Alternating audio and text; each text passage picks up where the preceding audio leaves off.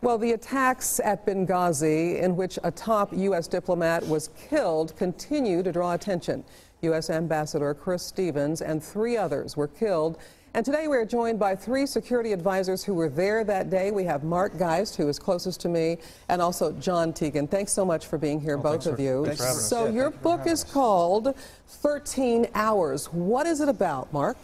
It's about the 13 hours from when we got the call from the State Department personnel to come over and rescue them till 13 hours later when I got on the plane injured and flew out of Benghazi to Tripoli and then on into Germany and eventually back to the United States.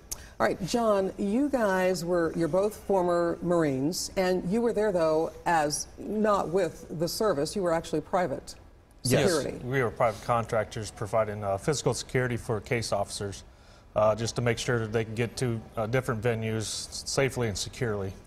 Tell us what you remember about that day. I mean, we treat every day as the same.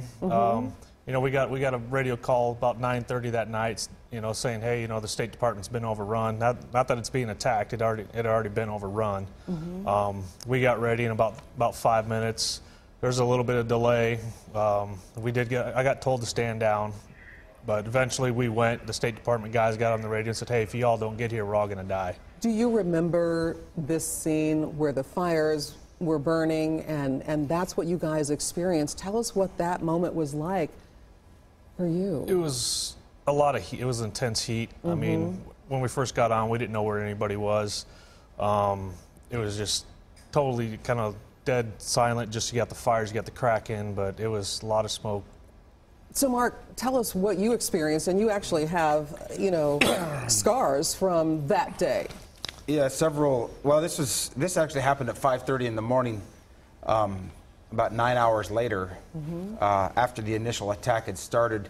Myself, Tyrone Woods, Glenn Doherty, and a State Department employee by the name of Dave Ubben were up on what we call Building C when the final attack came, and it started with the RPG hitting the back wall and culminated with mortars being landed right on the building, and 3 of them hit within probably 15-20 feet of myself, Tyrone, and Glenn, injuring myself, and Dave Ubben was injured, and then Tyrone and Glenn were killed. So how did you respond to that? What could you do? What did you do? And that's you can't really. We didn't have anything to respond back with because we requested air support in the very beginning. We never got it. The biggest thing was, I mean, I went to the top of the roof immediately and was able to get tourniquets on Dave Ubben and Oz. Well, this is an incredible story, and you guys are going to be signing your books as well as telling more about your story than we can in this little 3 minutes that we have here. So tell us where you're going to be and what's going on. We're going to be at Centerfire Shooting Sports. It's in Olathe. They're having a great event for us.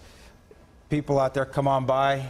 Starts at 5:30. Yep, starts at 5:30, and we're going to have a VIP reception, and then after that we'll have a regular event where we're just going to sit down and talk about it, do question and answers, try to answer as many questions as the people have out there about what happened that night.